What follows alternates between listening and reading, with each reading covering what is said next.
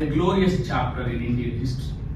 So in this presentation, I try to in general highlight about the Mauryas and about the greatest rulers of the Mauryan Empire who have contributed a lot to the Indian history. They also have contributed to the future generations of India. And at last, let us assess the significance and importance and the greatest contribution of the Mauryas to the Indian subcontinent. So the Mauryas, they belong to the period 3rd century BC. The Mauryan Empire was the first major empire in India, and it also occupied the paramount importance in the history of India. This Mauryan Empire was founded by Chandragupta Maurya, and he took a guidance from Chanakya, who was also known as Kautilya, and he was also considered as the greatest philosopher, political thinker from ancient times.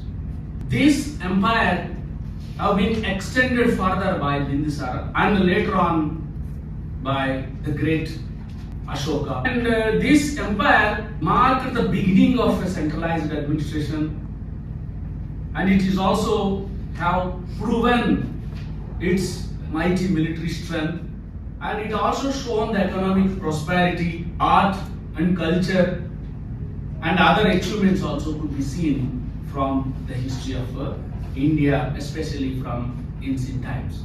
And the greatness of the Mauryas lies in its able and visionary leadership. Leadership in a sense, you can see that Chandragupta Maurya, Bindusara and the Emperor Ashoka. These three important mighty emperors have achieved and reached and brought this empire to the heights. So after the Alexander invasion, if you look at the world history, that only one empire came into existence and came into limelight, that was the Mauryan Empire, which is bigger than the Alexander's territorial expansion, which is mightier than the Alexander's expansion. That's what the greatness of the Mauryan Empire lies in its mighty power, mighty military strength, economic prosperity, and the able and visionary leadership. Chandragupta Maurya was the founder of the Mauryan Empire. There are many stories about him and about his origin. But whatever maybe the stories tells, but the fact is he contributed and he established the Mauryan Empire by taking the help and guidance of his guru Chanakya. And before the Mauryas came into limelight, that India was politically fragmented into several small kingdoms. At that time there was a Nanda dynasty ruling over Magadha, and it was only the most powerful kingdom. And Chandragupta Maurya, at last, he defeated the Nandas and he established the Mauryan dynasty. This Chandragupta Maurya, he sown the seeds of strong, mighty power, paramount power of the Mauryas during 3rd century BC. He strengthened the administration, he strengthened the military.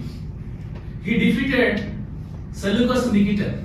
Seleucus Nicator was the military general of Alexander, who have made a provincial ruler of the conquered territories Alexander the Great from the northwestern India.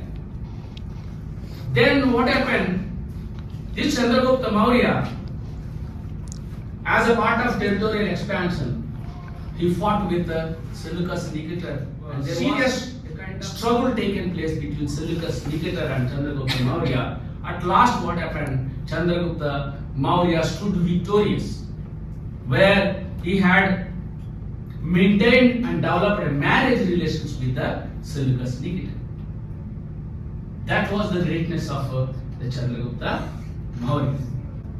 And he was also put lots of efforts to extend the Mauryan influence over the northwest India. Till to Taxila, means till to Afghanistan, he extended his territorial expansion of the Mauryas. Then this Chandragupta Maurya took the help of Chanakya. Chanakya also was presumed that he lived during Chandragupta time and during Bindusara time also.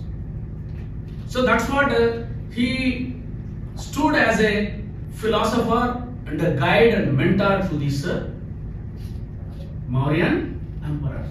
He was born into a family, Brahmin family, and received education from Taxila. And Chanakya was traditionally identified as Kautilya, and he was the author of ancient Indian famous book called Arthashastra.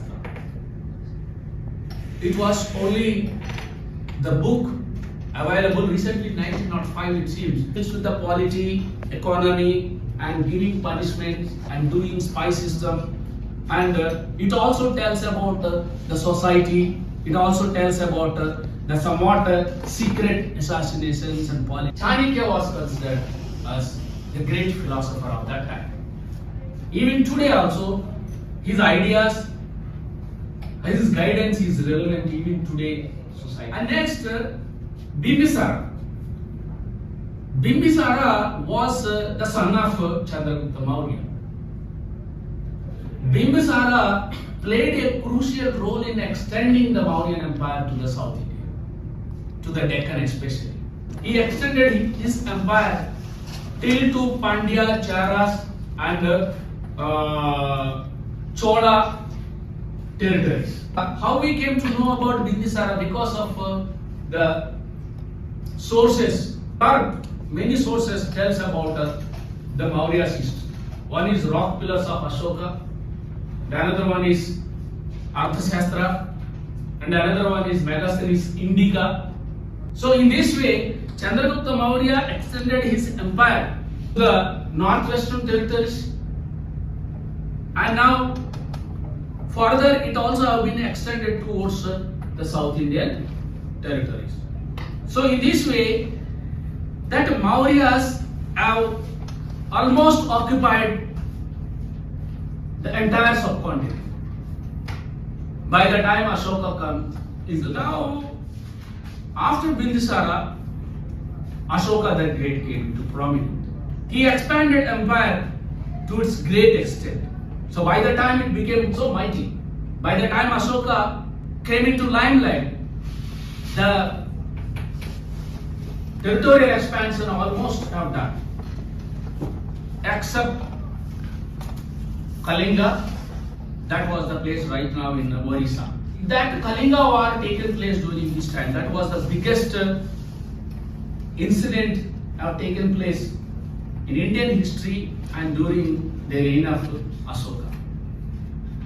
That Kalinga war have changed the entire view on the Mauryan history.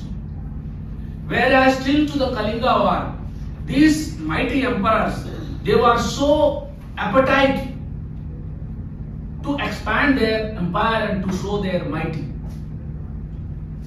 But from Kalinga war onwards, that Emperor Ashoka have changed his mindset, and he also realized about the consequences of violence. That's what happened.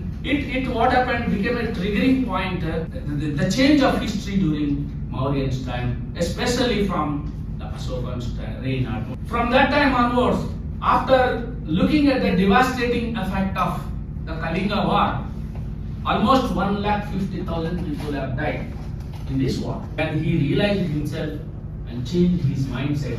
From that time onwards, he wanted to follow, he decided himself to float and to establish and to propagate the principles of non-violence. The mighty emperor itself, you see, have propagated the policy of non-violence, especially from India itself.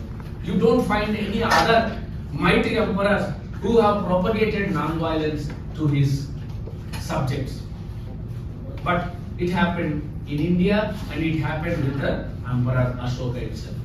That's what Ashoka the Great. He implemented Dharma policy. That is a policy of moral governance based on the non-violence, tolerance and social welfare. So as a part of propagation, as a part of developing and promoting the policy of non-violence, he also took the welfare measures to help to his subjects. That's what he constructed, you see, houses, roads, water wells, constructed some irrigation systems that will support to the agriculture. So here, the Ashoka the Great, one side he propagated the principles of non-violence. The other side he also looked after the welfare of the people in his territories.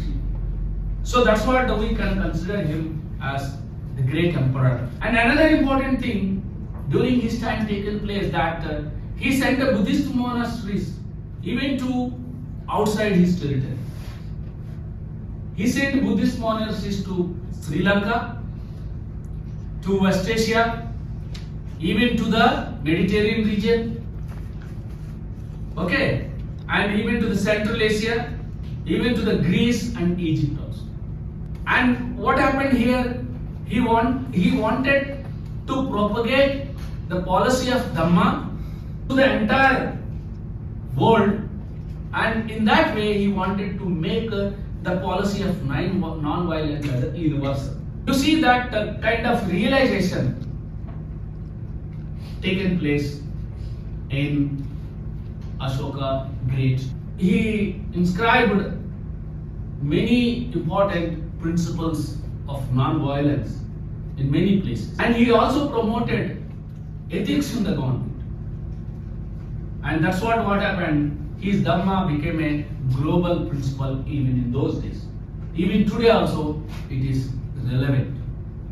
You can see that once if you become mighty, once if you become powerful, usually as per the human tendency, we don't think about others' well-being. But Ashoka, after he became a mighty emperor, after he became so powerful, after having a vast territorial expansion, he decided himself to propagate his Dhamma policy to the entire globe. He wanted to set parameters of good governance. He wanted to set a good ideals to his subjects, that is non-violence. He also wanted to set a good governance parameters with providing the welfare activities or welfare facilities to his subjects. That is what Ashoka have done. That's what Ashoka the Great was considered as one of the famous and famous, one of the important, famous and fascinating ruler from ancient time. And then you can see that the Ashokan pillar featuring the 4 lines is now India's national emblem, symbolizing the justice, strength and peace in India. You see, okay, as a symbol of legacy, that even till today, even today also, we have been continuing that 4 lines symbol as our national emblem. Okay, now you go any government office, you go any government institution, you go anywhere. That's what Ashoka's principles and his ideals and his ideas, even today also, it is most relevant. That's what the scholars considered him as Ashoka the Great. Now, when it comes to the administration, you see, Maurya Empire was a mighty empire. It had vast territory. Northeast India, Northwest India, South India, all together comes under the Mauryan Empire. Is it an easy thing to control the vast empire in those days? But the Mauryas controlled and floated the centralized administration, floated the centralized taxing system, and controlled everything.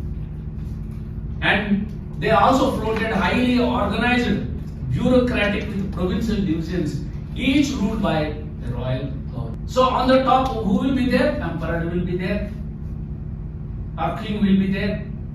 Next, provincial administration will be there. That will be the next level administration. And in all the provincial divisions, the royal governor will take care of the administration, and below that district level governance is there, and after that local governance is there. So at all the levels, you see, they have maintained efficient, organized, centralized administration. You can see that central emperor, you see, they used to keep vigilance on the network of spies, and they also introduced the well structured taxing system. And then they also have given much importance to the departments who take care of providing welfare to the subjects.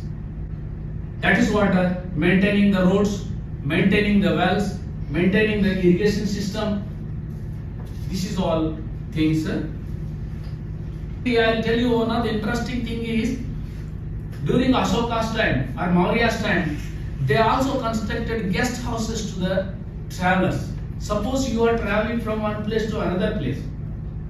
On the way you need a rest. Where do you stay? Another best example during their time have taken place was the road construction, Grand Trunk Road, which was remained as one of the Asia's oldest trade routes, was first built during the Maurya's time itself. So the Maurya's period was a remarkable period in the history of India in terms of promoting unity, in terms of promoting economic prosperity, in terms of depicting the indigenous cultural, architectural and other important things in Indian aspect. Okay, and it also set an example of floating and providing the welfare state. It also set an example for the future generations, providing good governance and also finding out the important elements to promote the country's economy, country's unity and cultural and architectural other traditional richness. So that's what Mauryas are so great. Among them, Ashoka is the greatest emperor among the Mauryas. We cannot compare these three emperors on the same line, but everybody have their own unique personality, vision and leadership abilities. So that's what all these three important emperors from Mauryas, they set an example for the future generations. Now, yes, you can ask. So sir, I want to ask, so what is the relevance of Mauryan administration in today's generation? Okay. They followed the centralized administration, maintained unity among all the territory or throughout the subcontinent. Mauryas followed the standards and measures and weights universally applicable throughout the subcontinent. And their taxation system also. They followed a unique kind of taxation system. And then they also have central administration, provincial level administration, and at the tertiary level administration. But even much importance in their administration to provide infrastructure and also provide welfare to their subjects. Even today also, giving much importance to provide welfare to their subjects. First one. Second one, even our administrative setup also. You can see central level setup is there, and now at the state level setup is there, and now at the local level setup. 3-tier administrative setups are there. So even in Maurya's time also, this kind of administrative setup was there. So that's what Mauryans, they set an exemplary administrative setup for the future generations. And they also set an exemplary principles for the rulers now what they are doing and what they are thinking about the nation development. Welfare in a sense, you go to any state government, everybody give much importance to the welfare of that state. Even today, look at that, in their administration, they have given much importance to provide the infrastructure. Even today also, we can see that the government have been taking very seriously providing the railway infrastructure, road constructions, national highways now everywhere have been constructing. Okay, now airways also have been developing. So that's what infrastructure in all respects, educational infrastructure, okay, and other road communication infrastructure, and they are also providing constructing the dams, okay, and recently you see that updated as per the need of the day, as per the need of hour. Now the government have been changing their policies, coming into the new aspects of providing welfare infrastructure to the subjects. So that's what 300 BC that the Mauryans have set an example of providing the infrastructure, providing the welfare to all the subjects. That's what it is so relevant to know about the Maurya's administration in all aspects. And let me tell you, even today also in Maurya's that they have mantris. Even today also we have mantris. Maurya's administration is so relevant even today itself. Okay? And any? Good afternoon, sir. And my question is, what was the role of Arthashastra in the Maurya Empire? Yes. Arthashastra, it was written by Kautilya. He was also known as Chanakya and also known as Vishnugupta. And he was considered as the philosopher from ancient times, the medicine and the other astrology. And he was an instrumental in establishing the Mauryan Empire. That as per the sources we can come to know that. In the beginning there were many stories about the origin of Mauryan Empire. Chandragupta Maurya was a tribe. His mother belongs to the Maurya tribe. Okay, and he came from an humble background. But at the same time, that Chanakya was a Brahmin.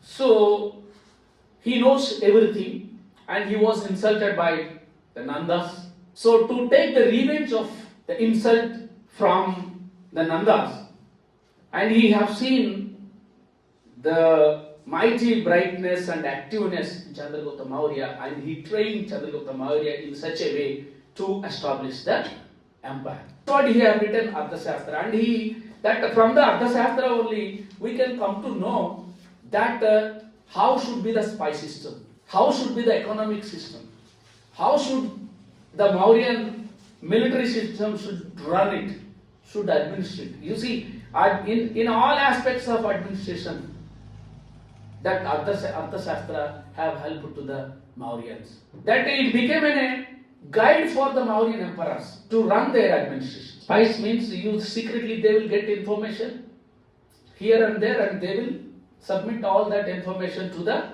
emperor. And the emperor, as per that spies information, he will take the decisions. Okay, so that's what that became an important element in their administration that have been suggested by Chanakya, Chandragupta Maurya, Chanakya, and that also have written in Arthashastra. Chanakya have given utmost importance to make the administration very smooth, to run the administration very smoothly. And about the welfare activities, about centralized administration, about the bureaucratic system, about organizing the hierarchy of the administration, everything have been guided from the book Arthashastra itself. That's what Arthashastra is so relevant even today itself also. Okay, all the political thinkers, economic thinkers, everybody take a reference from Arthashastra even today itself also. So that's what it became an important book even today's scholastic works. That is what Arthashastra is very, very important and relevant even today itself. Question is, what was the role of Ashoka during Mauryan Empire? Ashoka, yeah, see. That Ashoka was considered as the greatest emperor of ancient time. And he also occupied the highest status among all the emperors from ancient and medieval and modern times also. Why? Because he showed a new path to the society, that the way what we have to follow it. That's what he floated his own concept of Dhamma, where it gave utmost importance for the tolerance, love, compassion. That's what Ashoka the Great. Usually emperor think always about extending his territory, collecting the taxes, keeping his control on all the subjects and all his administrative setup.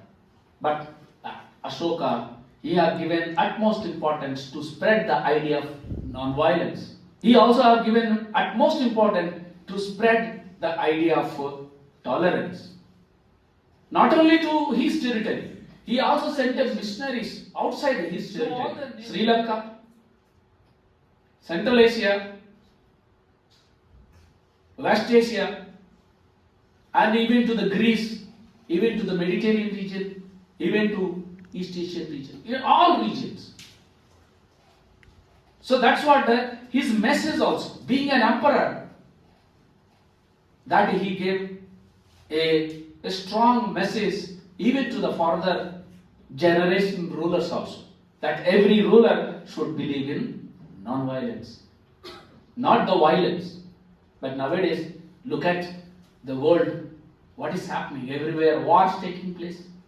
Look at the YouTube and look at the TV channels, that everywhere, Middle East, Israel war and Russia's war, and everywhere you can see, everywhere now in the world there is a war disturbance. People are suffering a lot with the violence. But during ancient time, 3rd century BC, Mauryas, especially Ashoka the Great, have advocated the principle of non-violence. So that's what Ashoka is so relevant, and his principles are very, very important to this present society. And not only advocating principle of non-violence, he also looked after the welfare of the people. He only, the emperor, have given much importance to construct canals, irrigation, wells, okay, and constructing the roads and roadside guest houses for the travelers' rest. So in this way, he had in those days only, he had a foresighted visualization about the security of his subjects, about the well-being of his subjects. That's what Ashoka is, the great emperor. Okay, even you see, during medieval time, during modern time, but that Ashoka or the Mauryan emperors set an example for the future generations, that how to rule effectively and how to make the culture and tradition rich. Look at the emblem of our India right now. It have been taken from the Mauryas. Okay, so this is what the Ashoka have given a great contribution to the future generations. At the same time, to the contemporary time also, we have given much importance to that.